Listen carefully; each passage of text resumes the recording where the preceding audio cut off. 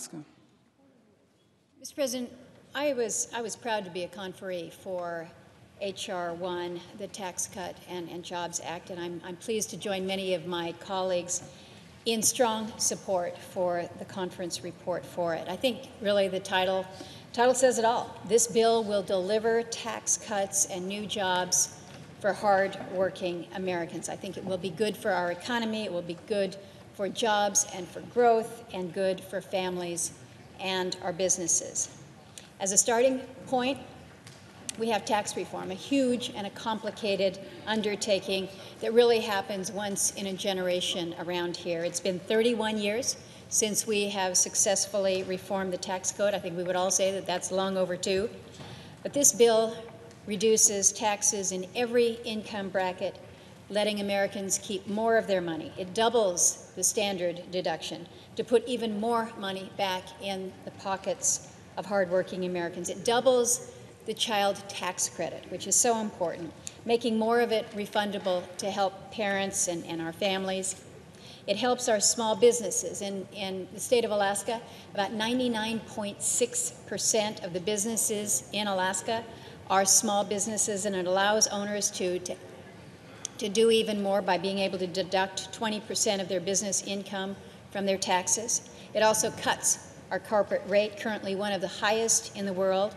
We all recognize that this is a move that is long overdue and one that will make us more competitive, help bring jobs back to this country, and increase investments in America. I support tax reform, and I'm also very proud to be the lead author of the second title, the energy title, in this bill, which I believe contains the single most important step that we can take to strengthen our long-term energy security and create new wealth, creating new wealth rather than moving things around. This has been a long fight for us, Mr. President. It's been a fight that's been going on for about 38 years, give or take. It's been a multi-generational fight for some of us. But what we are doing is authorizing a program for responsible energy development in Alaska's non-wilderness 1002 area. This is an area that Congress specifically set aside for its evaluation, for its potential for oil and gas. Mr. President, I put a lot of charts about Alaska up, but here's Alaska laid over the United States of America, just to kind of put in context what we are talking about here with the 1002 area. The area of ANWR itself is an area of about 19.5 million acres. It's the combined size of Massachusetts, Rhode Island, Vermont, and New Hampshire in this area here, in this portion of the state of Alaska. Contained within ANWR is additional wilderness acreage, about 7 million acres of wilderness contained in the ANWR area. But I also want to remind colleagues, they're saying we need to keep this area, this 1002 area, in a wilderness status. Let me tell you, Mr. President, the 1002 was never in wilderness, is not in wilderness, and that's not what we're talking about here. We have 48 wilderness areas in the state of Alaska, a total of about 56.6 million acres of designated wilderness in the state. But the 1002 is not wilderness. This is what we're talking about opening up for oil and gas exploration. This is an area, this small area up here, contains an estimated 10.4 billion barrels of oil. We know that we can produce it safely. We know that we're going to need this oil in the years ahead. Now, some of my colleagues have suggested that somehow or other we don't need any more oil, that we're exporting oil now.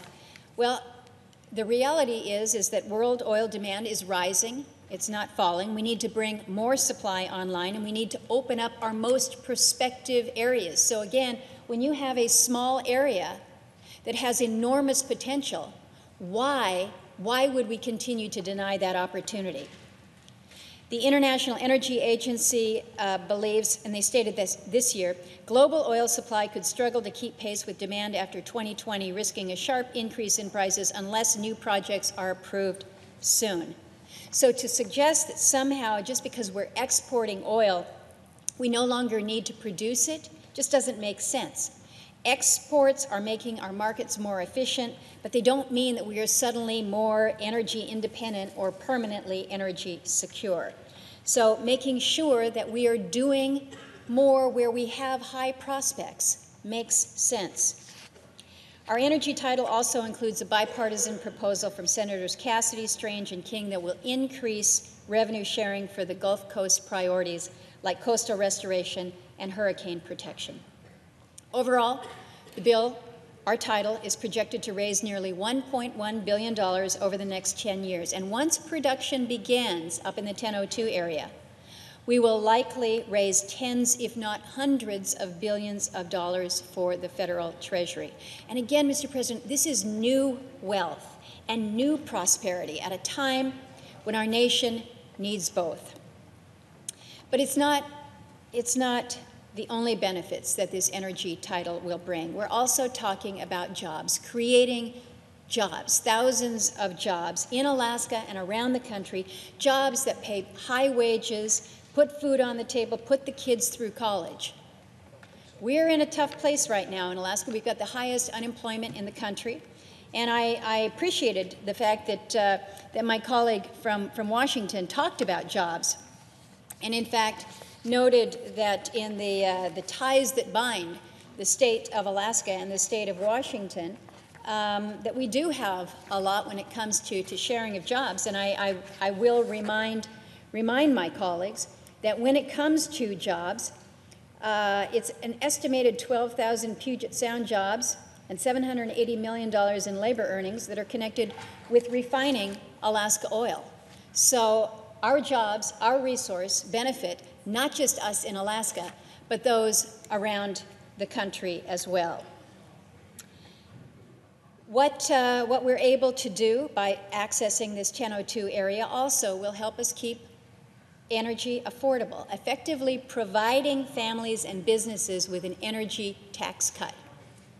That too is important in context with this tax bill.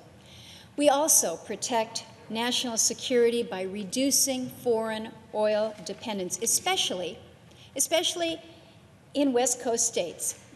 Ironically, California and Washington State, as they see less oil coming from Alaska as our throughput is declining, what is happening is they, in order to keep their refineries going and their jobs continuing, they are having to import oil. Where is California getting more of their oil from?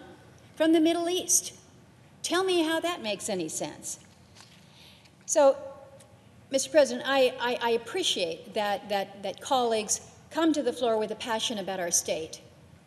But know that as Alaskans, and as an Alaskan that was author of this title, none of what we are doing in this effort to open the 1002 area will come at the expense of our environment or the local people, some of the local people who will be here in Washington to watch the vote today. Hearing the voices of those who live there. There is a town, there is a village, there are people, there's a school, there's an airport in the 1002 area. A town, residents, community. This is not an area that is untouched, but it is an area that we care about. We care about the people, we care about the land, and we care about the wildlife. But we know how to produce energy while protecting our environment. We've been doing it for decades, and we will continue to do it going into the future. And thanks to new technologies, the footprint of our development up north is smaller than ever before.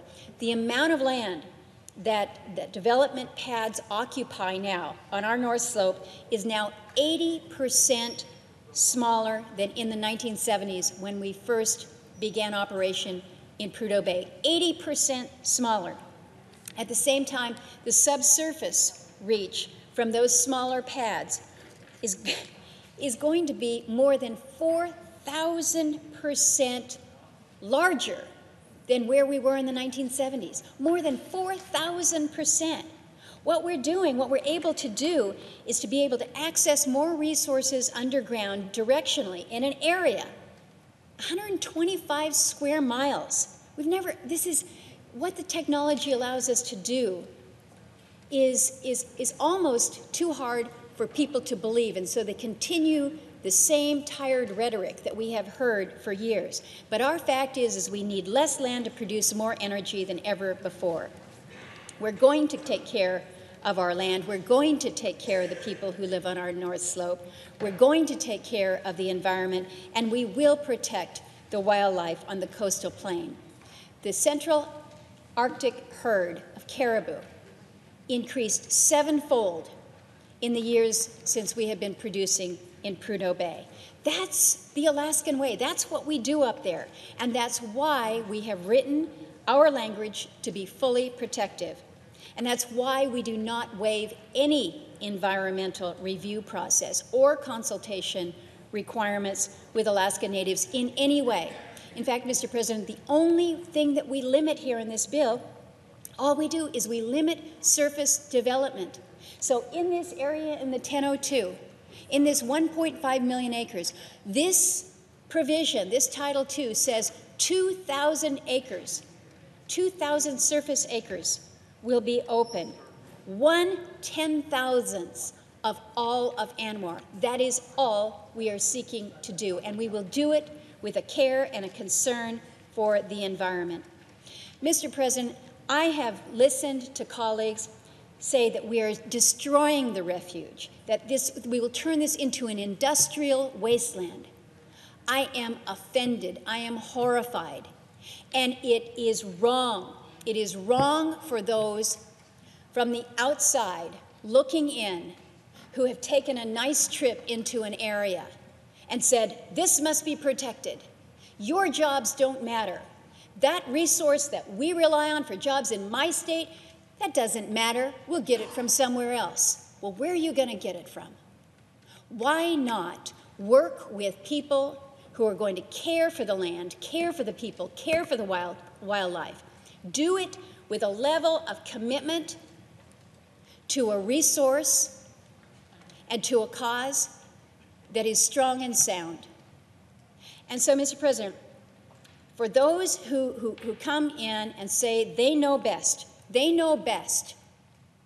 and their idea is just lock it up, that's not right. That's not right. And for 40 years, Alaskans have stood up and they've said, that's not right. And we will continue in our effort to demonstrate to the rest of the country and the rest of the world how we are able to operate, how we are able to be responsible stewards of the environment, to be able to produce jobs, to help Alaskan people, to help the country, to help our allies. This is what we're asking for, Mr. President. So, Mr. President, as I close my comments, I recognize that tomorrow is coming up on the shortest day. We've actually had some really short days in Alaska. It's pretty dark there right now. I was home over the weekend. But I will tell you, with the passage of this bill and the long-awaited opportunity to access our resources in the 1002 area for the benefit of Alaskans and for the benefit of our country, the days ahead look brighter for all of us. With that, Mr. President, I yield the floor.